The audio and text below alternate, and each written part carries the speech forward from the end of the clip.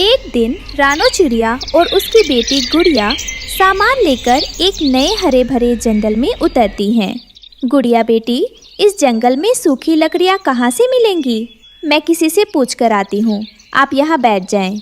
मम्मा, क्या हम लकड़ियों के बिना घर नहीं बना सकती? नहीं बेटी, लकड़ियों के बिना घर कैसे बन सकता है? रानो चिड़िया अपनी बेटी को एक पेड़ के नीचे बैठाकर चली जाती है। रानो चिड़िया एक बूढ़ी फाख्ता के पास जाती है। माँ जी, मैं इस जंगल में नई आई हूँ। मुझे और मेरी बेटी को अपने लिए घर बनाना है। हमें घर बनाने के लिए सूखी लकड़ियाँ कहाँ से मिलेंगी? बेटी, ये जंगल हरा भरा है। इस जंगल में तो सूखी लकड़ियाँ नहीं हैं। आपको अगर घर बनाना है तो दूसरे जंगल से सूखी लकड़ियाँ लानी होंगी। मैं तो अकेली हूँ, मैं अकेली ये सब कैसे कर सकती हूँ? ठीक है माँ जी, मैं तिनकों से अपना घोंसला बना लेती हूँ और फिर जब बारिश होगी तो देखा जाएगा। रानो वहाँ से उड़ती है और अपनी बेटी को लेकर लकड़ी तलाश करने निकलती हैं। तब उसकी नज़र एक नारियल के पेड़ पर पड़ती है। वो सामने नारियल का पेड़ है। उस नारियल के पेड़ पर नारियल के फल भी लगे हुए हैं। हम दोनों माँ बेटी उस नारियल के फल को भी तो अपना घर बना सकती हैं। गुड़िया चिड़िया उड़कर नारियल के पास जाती है और उसमें चोंच मारकर छेद करती है। वह पानी पीती है और अंदर बैठ जाती है। थोड़ी देर में रानो आती है। गुड़िया, गुड़िया बेटी, कहाँ हो आप? मम्मा, मैं यहाँ हूँ, नारियल के अंदर। गुड़िया बेटी, क्या इस नारियल में मेरे लिए भी जगह है? हाँ मम्मा, हम दोनों माँ बेटी इसके अंदर आसानी से रात गुजार सकती हैं। मुझे सूखी लकड़ियाँ नहीं मिली, लेकिन ये भी अच्छा है। ये नारियल का घर सुरक्षित भी है और मजबूत भी। रात हो जाती है, दोनों उसी में सो जाते हैं। अगली सुबह कालू कौवा और गोरी कौवी वहाँ आते हैं। कालू जी, मुझे तो भूख लगी है, कोई फल खाने को दिल कर रहा है। वो देखो, सामने नारियल के पेड़ पर एक नारियल का फल लगा हुआ है। हम वो फल जाकर खा लेते हैं। कौवे नारियल पर चोंच मारती हैं। अंदर आवाज आती है। मम्मा, ये आवाज कैसी है? शायद कोई हमारे नारियल के घर को बाहर से चोंच मार रहा है। रानो और गुड़िया बाहर निकलती हैं। कौवा, कौवा रुक जाओ, इसे मत खाओ। ये तो मेरा और मेरी बेटी का घर है। घर है? ये कैसा घर है? ये तो हमारा भोजन है। घर बनाना है तो कहीं और जाकर बनाओ। हम तो ये नारियल खाकर अपनी भूख मिटाएंगे। कौवे नारियल खाने लगते हैं। रानो और गुड़िया बेघर हो जाती हैं। मम्मा, इन कौवों ने तो हमारा घर ही खा लिया। अब हम कहाँ जाएंगी? चलो गुड़िया बेटी, हम किसी और जगह चली जाती हैं। वे पहाड़ों की तरफ जाती हैं, जहाँ एक बड़ा अनार का पेड़ मिलता है। मम्मा, अगर हम इस अनार के फल को अपना घर बना लें तो कैसा रहेगा? हाँ बेटी, हम इस अनार के फल को अंदर से खाकर खाली कर लेती हैं और फिर आराम से इस घर में रह लेंगी। वे अनार खाली करके उसमें रहने लगती हैं। शाम को मिट्ठू तोता आता है। चिड़िया, चिड़िया, तुम इस अनार से बाहर निकल जाओ, मैं इसे खाने आया हूँ। तोते भैया, ये अनार का फल अब मेरा घर है, मैं अपना घर नहीं छोड़ सकती। अंकल तोते, हमने तो ये अनार का फल अंदर से पहले ही खा लिया है। मैं इसका रस नहीं बल्कि छिलका खाता हूँ। अब बाहर निकलो, ये जंगल के फल खाने के लिए हैं, घर बनाने के लिए नहीं। नहीं, हम नहीं निकलेंगे, तुम जाओ यहाँ से। मैं अभी कौवों को बुला कर लाता हूँ। तोता कौवों के पास जाता है। कौवे, कौवे, एक चिड़िया ने अनार के फल में अपना घर बना लिया है, उसे बाहर निकालो। मैं उस फल को खाना चाहता हूँ। वो चिड़िया कभी नारियल को घर बनाती है, कभी अनार को। अब तो उस चिड़िया को जंगल से बाहर ही निकालना होगा। कौवे और तोता रानो के पास आते हैं। चिड़िया, तू सीधे से अनार से बाहर आएगी या लगाऊं एक दो? कौवे, तुम मुझे कहीं भी रहने नहीं देते हो। मैं जहाँ भी घर बनाती हूँ तुम वहाँ ही आ जाते हो। अगर तुमने दोबारा किसी फल को घर बनाया तो हम तुम्हें जंगल से बाहर निकाल देंगे। डरकर रानो और गुड़िया बाहर निकल जाती हैं। तोता अनार खाने लगता है। रात में रानो और गुड़िया पेड़ के नीचे बैठी थी। मम्मा, सुबह क्या करना है? बेटी गुड़िया, सुबह हमें कुछ ऐसा घर बनाना है जिससे कौवों को कोई ऐतराज़ ना हो। हम दोनों माँ बेटी पत्तों से घर बनाएंगी। मम्मा, क्या पत्तों से घर बन जाएगा? हाँ, जब मैं छोटी थी तो मेरी माँ केले और दूसरे पेड़ के पत्तों से घर बनाया करती थी। सुबह रानो और गुड़िया मेहनत करती हैं। गुड़िया बेटी, जब तक मैं पत्ते साफ करती हूँ, आप झील किनारे जाओ और सूखी घास ले आओ। वे दोनों मिलकर शाम तक केले के पत्तों का सुंदर घर बना लेती हैं। शाम को भारी बारिश और तूफान आता है। माँ, आसमान को देखो, काले बादल आ रहे हैं। हाँ बेटा, लेकिन हमें परेशान होने की ज़रूरत नहीं है। हमारे पास अपना मजबूत केले का पत्तों का घर है जो हमें इस परेशानी से बचेगा। आओ बेटा, अंदर चलो। आसमान पर काले बादल छा जाते हैं। रानो और गुड़िया अपने मजबूत पत्तों के घर में सुरक्षित थीं, लेकिन कौवों का तिनकों का घोंसला टूट जाता है और वे भीगने लगते हैं। कालू जी, उस चिड़िया ने कोई ना कोई जुगाड़ जरूर लगा लिया होगा। चलो हम उसके पास जाते हैं, अब वही हमें बचा सकती है। कौवे रानो के घर के बाहर आते हैं। चिड़िया, चिड़िया बात सुनना। रानो दरवाज़ा खोलती है। कौवे, अब क्या पत्ते भी तुमने खाने हैं? मैंने तो इस बार पत्तों का घर बनाया है। चिड़िया बहन, हमें माफ कर दो और हमें अपने पत्तों के घर में थोड़ी देर आ लेने दो। हम बारिश में भीग रहे हैं। ठीक है कालू भैया। गोरी भाभी, आप दोनों अंदर आ जाइए। वाकई में बाहर बहुत तेज बारिश हो रही है। अगर आप दोनों बारिश में भीगते रहे तो बीमार पड़ जाएंगे। अगर हम आपकी मदद नहीं करेंगे तो पक्षी होने का क्या फायदा। रानो चिड़िया दया दिखाती है और उन्हें अंदर बुला लेती है। कौवे शर्मिंदा होकर चिड़िया का शुक्रिया अदा करते हैं। एक हरे भरे जंगल में एक ऊंचे अंगूर के पेड़ पर रानो चिड़िया और उसके प्यारे पति टुन्नू चिड़ा का घोंसला था। वही उनका संसार था, वही उनकी खुशियाँ थीं। पर उसी पेड़ के नीचे अंधेरे में रहता था एक खतरनाक काला नाग। टुन्नू देखो, मैंने 2 अंडे दिए हैं। मेरा सपना था ना माँ बनने का, आज पूरा हो गया। रानो, ये तो बहुत बड़ी खुशी है। इन अंडों में बस कुछ ही दिनों में हमारे बच्चे होंगे। उनकी चूचू से पूरा जंगल गूंजेगा। मैं अपने बच्चों को लिए जंगल से सबसे मीठे बेर लाऊंगा आज। मैं इन्हें अपनी जान से ज्यादा संभालूंगी। अब बस डर यही है कि कुछ बुरा ना हो। जब तक मैं हूँ, कोई परिंदा भी इन अंडों की तरफ आंख उठाकर नहीं देखेगा। थोड़ी देर में कालू और गोरी वहाँ आते हैं। बधाई हो रानू बहन। टुन्नू मियाँ, अब तो तुम भी माँ बन गई। बड़ी प्यारी जोड़ी है तुम दोनों की, और अब तो ये अंडे भी आ गए। लगता है जंगल में सबसे सुंदर घोंसला अब तुम लोगों का है। धन्यवाद गोरी बहन, भगवान की कृपा है बस। आप दोनों का आना हमारे लिए सौभाग्य की बात है। तभी वहाँ मिट्ठू तोता रंग बिरंगे पंख फैलाते हुए आता है। चलो जी, हम तो बेसब्री से बच्चों की चूचू सुनने का इंतजार करेंगे। धन्यवाद मिट्ठू भैया। जिस घर में हंसी गूंज रही थी उसी के नीचे छिपा था डर का साया, एक खतरनाक साया, एक नाग जो रानो की ममता को निगल जाने की ताक में था। नाग धीरे धीरे रेंगता हुआ ऊपर चढ़ता है। रानो की नींद अचानक खुलती है। टुन्नू, टुन्नू, मुझे कुछ अजीब सा एहसास हो रहा है। घोंसला हिल रहा है। क्या बात है रानो, कहीं कोई बिल्ली? वो दोनों चारों ओर देखते हैं और अचानक एक फुफकार सुनाई देती है। नाग, टुन्नू, वो देखो। दूर हट जा, ये हमारे बच्चे हैं, तू यहाँ से जा। नाग झपटता है। रानू और टुन्नू अपने अंडों को बचाने की बहुत कोशिश करते हैं। धीमे से अंडों के टूटने की आवाज आती है। चक, और नाग उन्हें निकलकर नीचे बिल में चला जाता है। नहीं, मेरे बच्चे! हे भगवान, हम कुछ नहीं कर पाए। मेरे मासूम, वो तो दुनिया में आए भी नहीं थे। हम हार गए रानो, हम हार गए। सूरज निकला, लेकिन रानू टुन्नू के जीवन में अंधेरा छा चुका था। वो दोनों एक झरने के पास बैठे अपने अंडों को याद कर रहे थे। टुन्नू, ये कैसा जीवन है? क्या हमारी ममता इतनी सस्ती थी? हमारे बच्चों का क्या कसूर था? जब सब ने मुंह मोड़ लिया तब जंगल की चालाक लोमड़ी सामने आई। मैंने सब देखा, काले नाग का कहर, लेकिन मैं जानती हूँ कैसे बदला लिया जाए। कैसे? हमें हमारी संतानों का बदला चाहिए।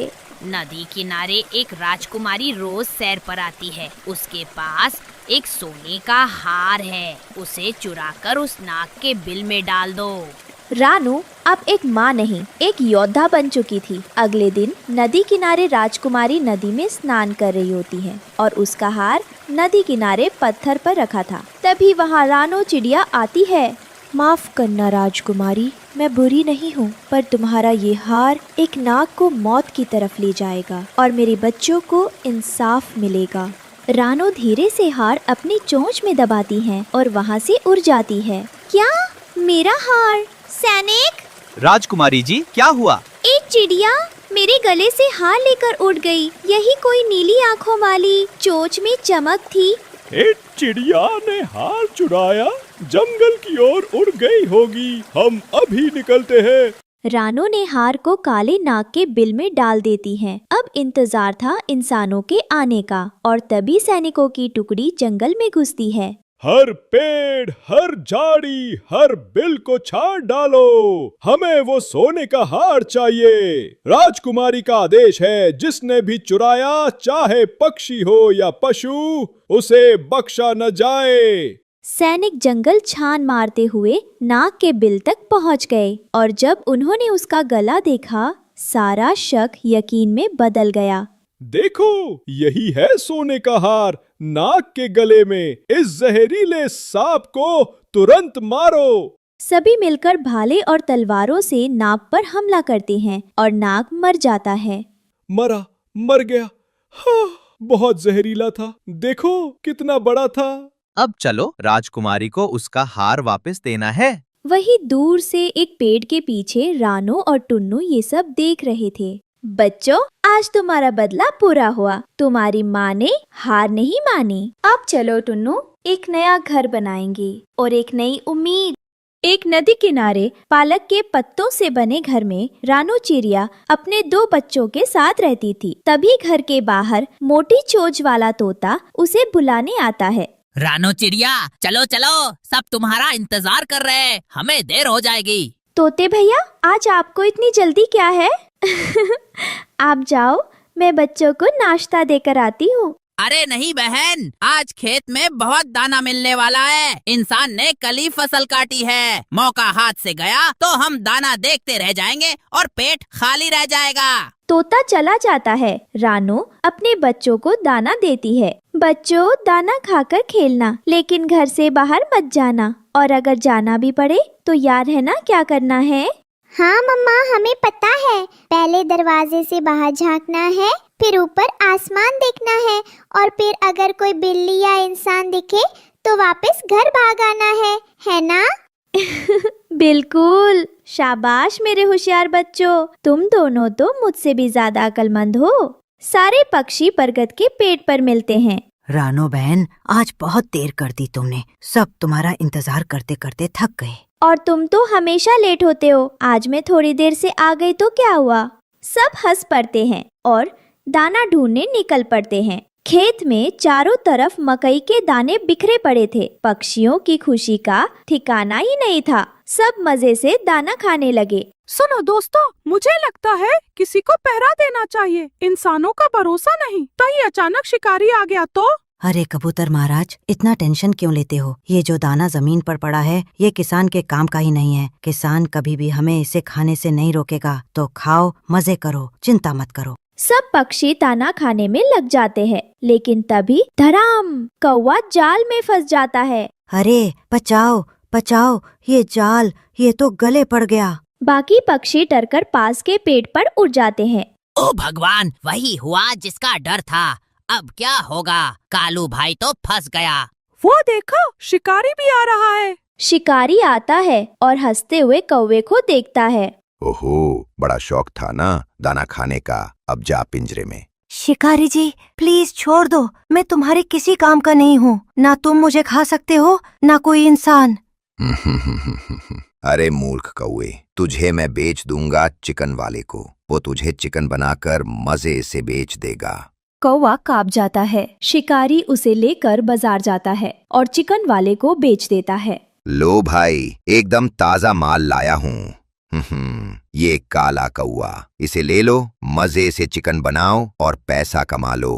अरे ये क्या लाए हो? ये तो कौवा है, मुर्दा नहीं, और ऊपर से बूढ़ा भी। इसको कौन खरीदेगा भाई?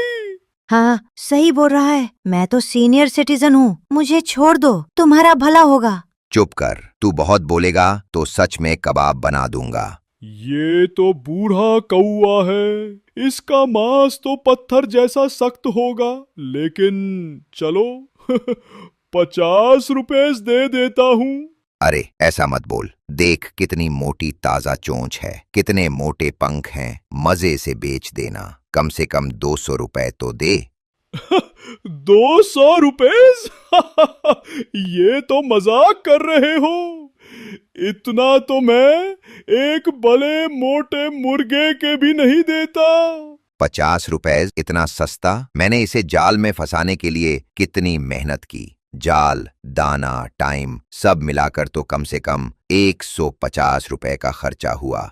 50 रुपए से ज्यादा नहीं मिलेगा, वरना वापस ले जाओ अपने कौवे को। मैं तो वैसे भी पुलिस के डर से इसे रखना नहीं चाहता। कहीं पता चला तो लोग कहेंगे कि चिकन वाला अब कौवे भी बेचता है। दूर से कालू के दोस्त पक्षी उसे देखते हैं और परेशान हो जाते हैं। अब क्या करें? हमारा कालू भाई तो गया। नहीं, हमें अच्छे इंसान से मदद लेनी होगी। चलो किसान के पास। अरे अगर उसने सच में उसे बेच दिया तो? बेचारा कालू।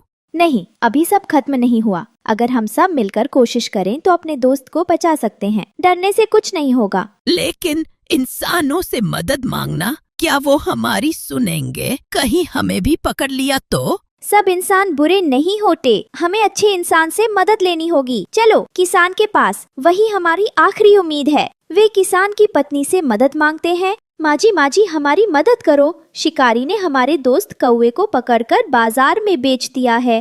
अरे बाप रे, ये तो बहुत गलत हो रहा है। शिकारी ने इतना बड़ा पाप किया है। हाँ माजी, हमें नहीं पता अब क्या करें। अगर आप चाहें तो हमें रास्ता दिखा सकते हो। तुम चिंता मत करो बच्चों, मैं जानती हूँ मेरे पति खेत में काम कर रहे हैं। वे तुम्हारी इस मुसीबत में जरूर मदद करेंगे। सभी पक्षी किसान के खेत पर जाते हैं। किसान खेत में चारपाई बिछाकर बैठा था। तभी उसके पास रानो और उसके दोस्त पक्षी घबराए घबराए पहुँचते हैं। किसान भैया, जल्दी हमारी मदद करो। शिकारी ने हमारे दोस्त कालू को पकड़ लिया है और बाजार में बेच दिया। अगर आप मदद नहीं करेंगे तो कालू भाई हमेशा के लिए हमसे बिछड़ जाएगा। क्या? ये तो हद हो गई। इंसान होकर इतना निर्दयी, बेचारे पक्षी को पकड़कर बेचना, ये तो पाप है। तुम लोग चिंता मत करो, जब तक मैं हूँ कोई तुम्हारे दोस्त को नुकसान नहीं पहुँचा सकता। सच किसान भैया, आप हमारी मदद करेंगे?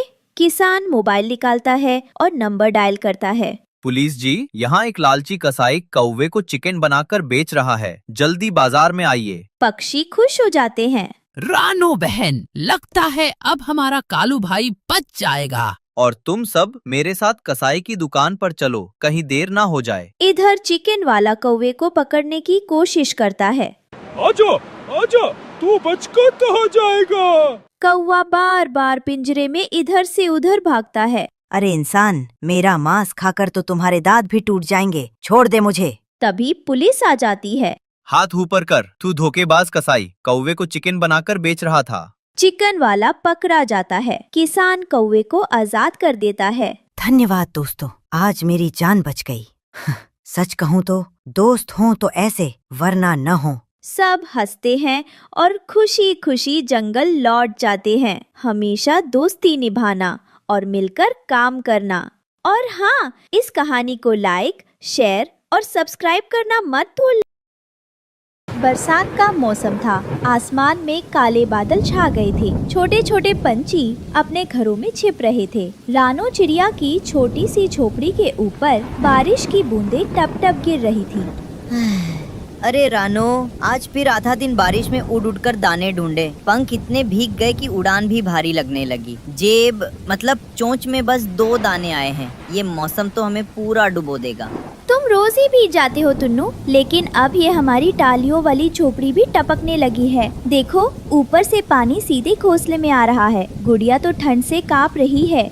अम्मा, मेरे घोंसले वाले कोने में जहाँ मैं सोती हूँ वहाँ भी पत्तों से पानी टपक रहा है। तकिए मतलब पत्ते के नीचे। दोस्तों, ये रहे हमारी आज की वीडियो के प्यारे सब्सक्राइबर्स और फॉलोअर्स के नाम। समरजीत सिंह, अंजू यादव, वनीता, शबाना, सुनंदा और जो नहीं चुने गए, चिंता मत करो, अगली बार तुम भी बन सकते हो जंगल के सुपरस्टार। दोस्तों, अगर आप भी चाहते हैं मैं आपका नाम अपनी कहानी में लूं, तो देर किस बात की, जल्दी से कमेंट करके अपना नाम हमें भेजें। टपक रहा है। तकिए मतलब पत्ते के नीचे सब गीला हो गया। अरे मेरी नन्ही चिड़िया, तू चिंता मत कर। अभी बाबा डाल पे चढ़ के सूखी पत्तियों से ढक देगा, फिर कोई बूंद अंदर नहीं आएगी। तुम्हें भी अपना ध्यान रखना चाहिए टुन्नू, रोज भीग कर लौटते हो, पंख सुखाने का भी वक्त नहीं मिलता। अगर तुम बीमार पड़ गए तो ये घोंसला कौन संभालेगा? अरे हम परिंदे हैं रानो, बारिश और हवा तो हमारी किस्मत में लिखी है। लेकिन हाँ, अगर हमारे पंख भी जवाब दे दें तो उड़ान मुश्किल हो जाएगी। बाबा, मैं आपकी मदद करूंगी। मैं ऊपर उड़कर पन्नी फैला देती हूँ ताकि पानी अंदर ना आए। नहीं बेटा, ऊपर की डाल फिसलम भरी है। रहने दो रानो, हमारी गुड़िया छोटी जरूर है लेकिन पंखों में दम है। जाओ बेटा। छत से पानी टपकता है, बर्तन रखे जाते हैं। गुड़िया बेटा, ऊपर जाकर वो नीला तिरपाल फैला दे, वरना रात को हम सब भीग जाएंगे। गुड़िया छत पर जाती है, हवा और बारिश में फिसलते हुए तिरपाल फैलाती है। बरसात में हर कोई अपने घर को बचाने में लगा था। कोई डालियों में छुपा था, कोई पत्तों के नीचे और कोई अपने घोंसले की मरम्मत में। लेकिन कालू कौवा और जंगल का तोता दोनों तो दूसरों का मजाक उड़ाने में सबसे आगे थे। अरे तोते भाई देख नीचे, ये गरीब रानो और उसका मजदूर पति टुन्नू तिरपाल से घर ढक रहे हैं। सोच रहे हैं इससे उनका घर बच जाएगा। हा हा हा कालू, इनकी चोंच में तो बस 2 दाने आते हैं और बातें करते हैं रंग बिरंगे घर की। अरे भाई, दाने भी उधार के खाते हैं और सपने मोर के पंख जैसे चमकदार। ये चिड़िया तो बस सपना ही देख सकती है।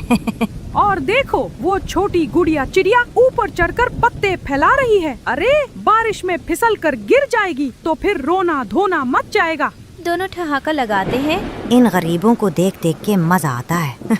मेहनत करते हैं लेकिन नतीजा वही टूटी डाल, वही टपकता घोंसला। बारिश अब हल्की हो गई थी। रानो चिड़िया अपनी झोपड़ी के बाहर पानी झाड़ रही थी। तभी रानी चींटी आती है। उसके पीछे छोटी छोटी चींटियां पंक्ति बनाकर चल रही थी।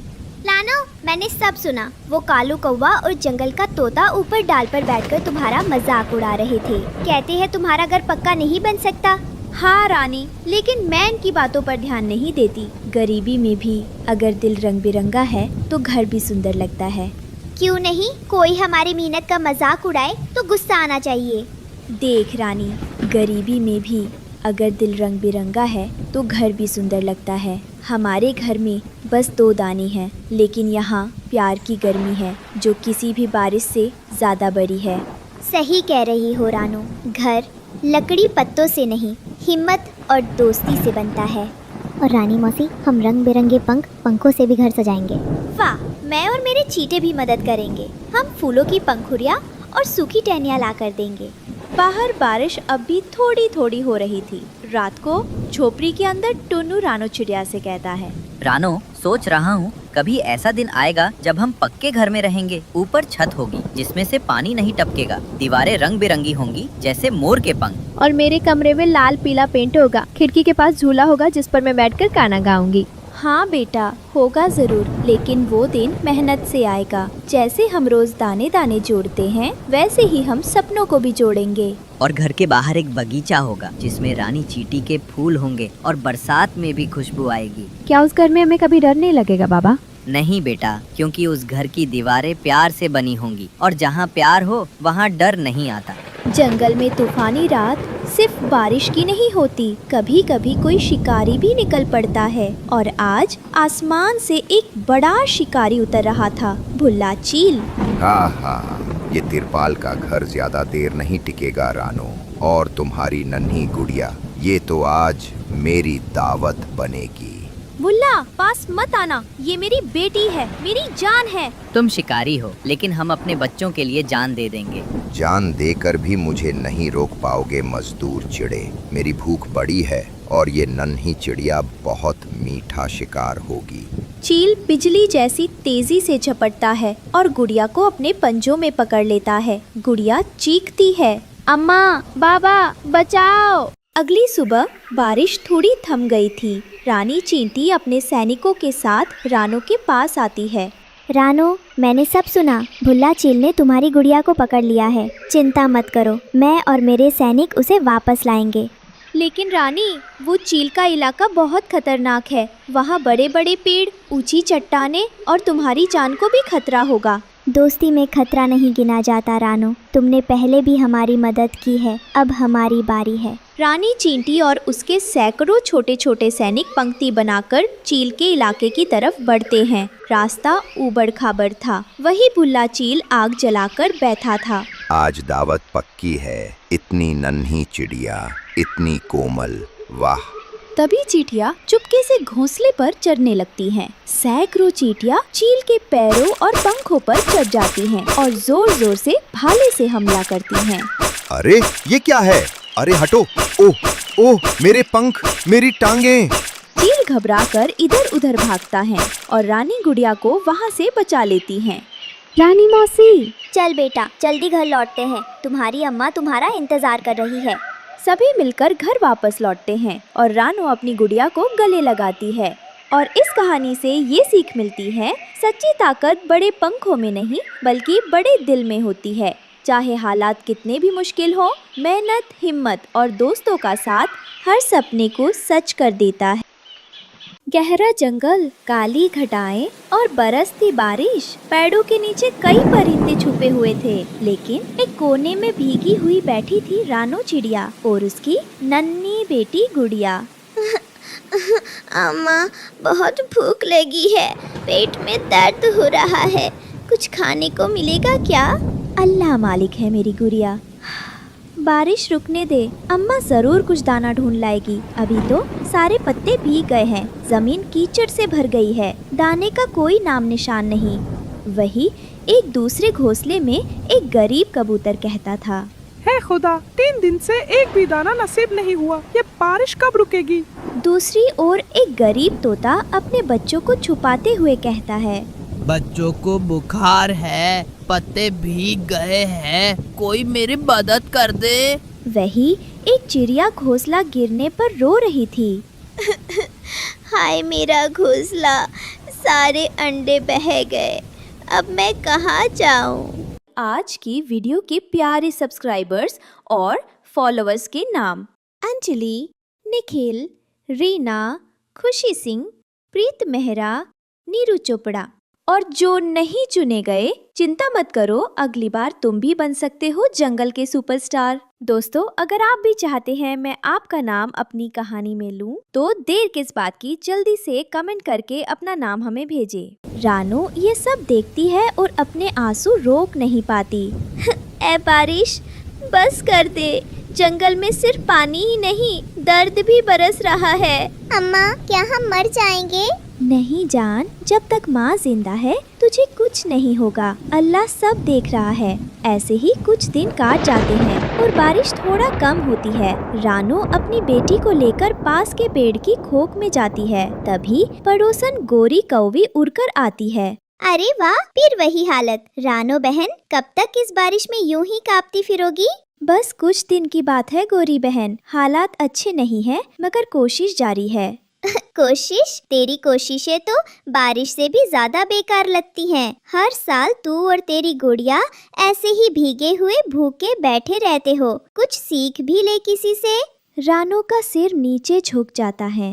मेरे तो बच्चे गरम घोंसले में बैठे हैं, मक्की के दाने खा रहे हैं, और एक तू है, ना खाना, ना घर, ना इज्जत, बस रोती रहती है।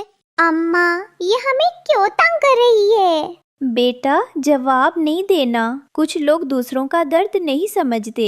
अरे चुप क्यों है रानो, बोल कुछ या जुबान भीग गई बारिश में। गोरी कौवी उड़ जाती है मगर उसके शब्द रानो के दिल में कांटों की तरह चुभ जाते हैं। जंगल में सिर्फ बारिश ही नहीं हो रही थी, रानो की ममता भी आज भीग गई थी। जंगल के पास एक छोटा सा गांव था, वहीं रहता था एक गरीब किसान और वो किसान अपने टूटे चूल्हे के पास बैठा था। उसके पास एक पालतू पक्षी था, कालू कौवा, मगर वो कौवा किसी की भलाई का नहीं, सिर्फ अपने पेट और मतलब का गुलाम था। कालू, ओ कालू, जा जंगल से कुछ सूखी लकड़ी ले आ। देख, चूल्हा नहीं जल पा रहा।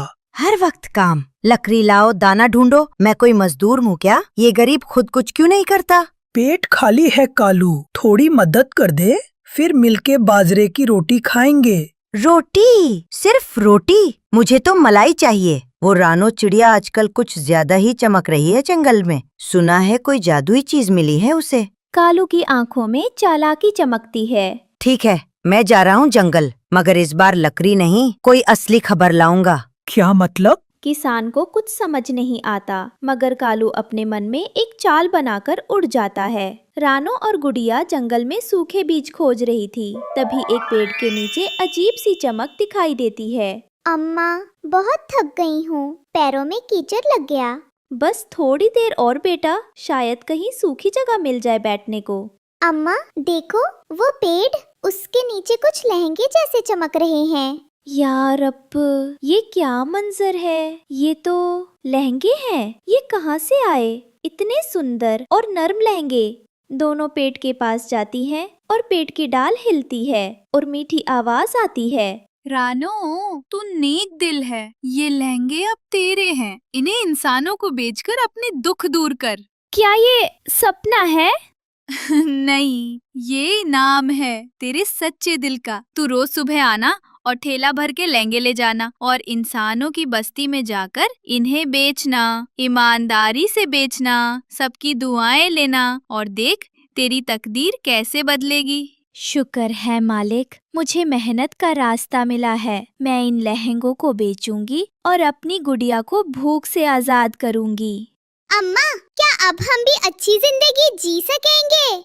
हाँ मेरी जान, अब वक्त बदलने वाला है। कुछ दिन बीते, जंगल की सुबहों में अब एक नया नजारा दिखाई देने लगा। रानो चिड़िया अब हर सुबह अपने छोटे से ठेले पर रंग बिरंगे लहंगे लेकर इंसानों की बस्ती में जाकर उन्हें बेचती थी। लहंगे ले लो, रंग बिरंगे लहंगे ले लो। अम्मा, कल वाली आंटी ने कहा था तुम्हारे लहंगे बहुत नर्म हैं। उन्होंने 3 खरीदे थे। दूर पेड़ पर बैठी गोरी कवि दूरबीन जैसी नजरों से उन्हें देख रही थी। हाय रे किस्मत, ये रानो तो जैसे रानी बन गई। कल तक जो भीगी हुई पंख वाली थी, आज ठेला लेकर इधर उधर उड़ रही है और मैं तो बस देख रही हूँ। तभी पीछे से कालू कौवा आता है। क्या बात है गोरी बहन, आज मुंह कुछ ज्यादा ही खींचा हुआ लग रहा है। क्यों ना खींचे, देखो ना उस पट्टी सी रानो को, कैसे ठेले में चमकते लहंगे लिए फिर रही है।